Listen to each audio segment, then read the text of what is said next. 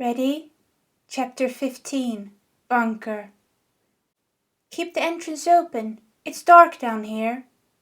Lisa's voice echoed from the inside as Keon and Aino climbed down the ladder into the bunker. They looked around. There seemed to be 3 rooms in total.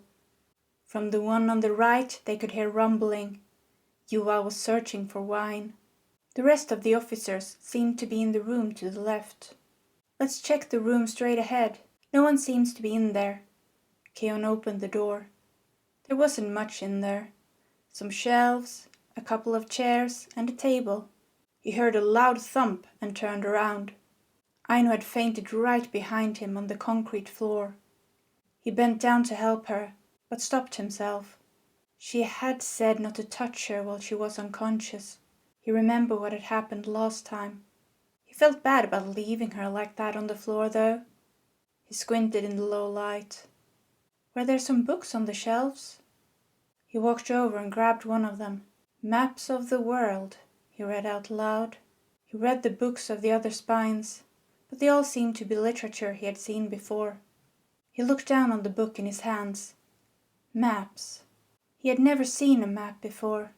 He knew that the old world was built very differently from theirs, with countries and borders.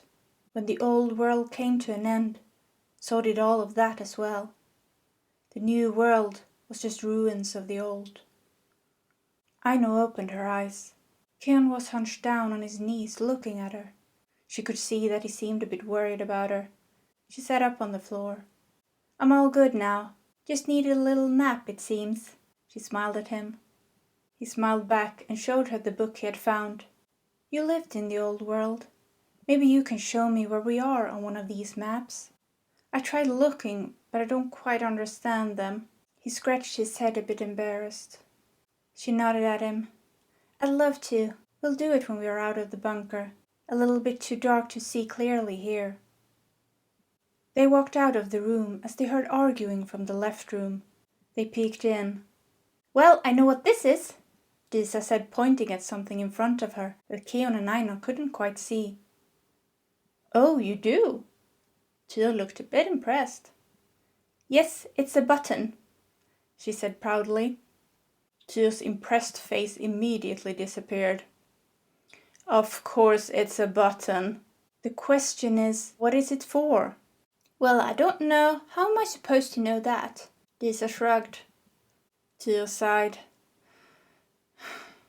You sure it was only the sewing test you cheated on? Yes, I'm sure. She sounded annoyed. And I flew right under the radar with that. Do you know what that is? Jill asked her. It's an expression, Lisa answered. No, I mean radar. Do you know what a radar is? He looked at her. Atle leaned over towards Keon and whispered, What's a radar? Keon thought about it for a few seconds, but he didn't know either. He turned to Atle and shrugged. Jill cleared his throat. A radar is a detection system that uses radio waves. Am I supposed to know what radio waves means?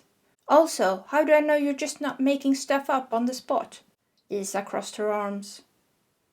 He's right, Aino spoke up. See, even our creator took the old world technology studies seriously. Jill smiled triumphantly. No, I was just around when they were still used, she answered. The whole room went silent, and all the officers turned their heads and stared at her. Let's go up again, Aino. Keon broke the silence. He wasn't interested in engaging in a minor squabble over old world technology. He led the way as he and Aino walked out of the room. They were joined by a moody Yuva who had come up empty in his search of alcohol. He looked at them and noticed the book Keon was carrying.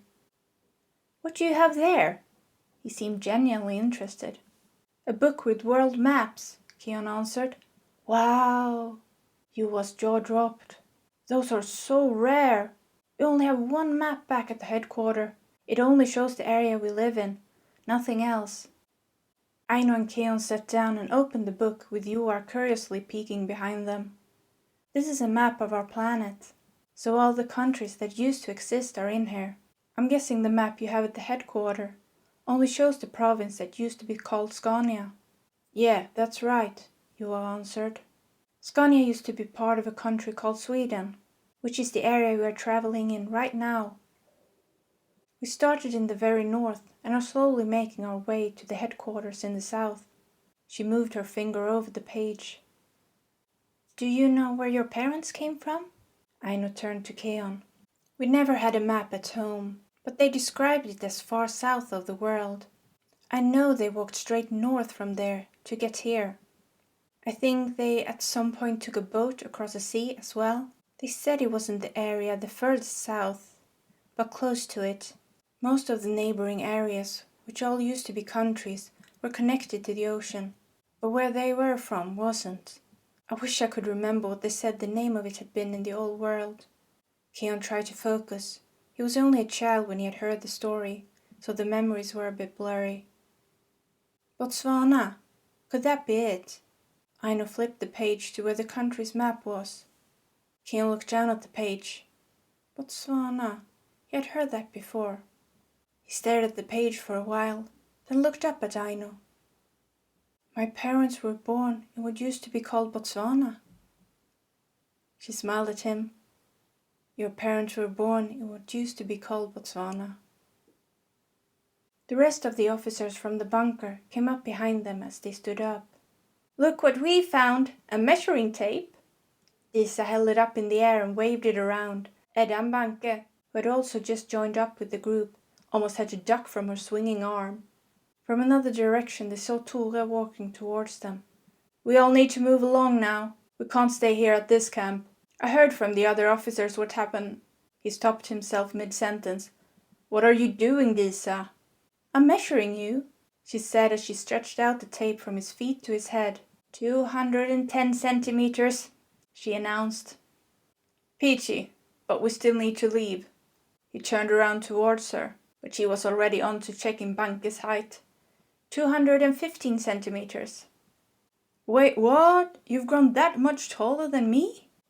Tore looked at his fellow general in shock. Banke put his hand on Tore's shoulder. Well, old man, I'm only 23. It's not uncommon to still grow at my age. Tore felt insulted. Who are you calling old? I'm only 37. If you keep this up, you might even grow taller than Yuval. Who is 217 centimeters, Disa interjected. He will not become taller than me, Yuval declared. Well, General, you have no say in that matter. His body decides that all on its own. Tore thumped Yuval in the back. At least 212 centimeters. Disa was still at it. Measure me, Tyr. She handed over the tape to the colonel. You're 205 centimeters. Do me next. He handed back the tape to her. 203 centimeters. Ha! I'm taller than you. She looked pleased. You see, that's why I'm bad at sewing. My hands are too big. Tyr looked at her with a tired expression. My hands are bigger than yours. Big hands are no excuse. I had no problems in sewing classes. They are not, Disa countered. Both of them started comparing their hands. Oh, she said, a bit disappointed. See, I told you my hands are bigger than yours. Just because you're 2 centimeters taller than me doesn't mean you all of a sudden become bigger than me overall. He flicked her on the forehead again. We almost forgot the small people. Disa turned her attention to the 3 people who had been trying to avoid the measuring. First, our dear Major General. Disa turned to Edda. 183 centimeters. It's okay. Maybe you will grow more, like Banke. Disa patted Edda on the head. This is humiliating, Edda said, clenching her teeth. 181 centimeters. He's even shorter than you, General. It was Keon's turn to feel uncomfortable. And then we have the smallest of them all, our creator. Disa stretched out the measuring tape again. 176 centimeters. Aw, so short. She paused. I know. We should call you the small squad.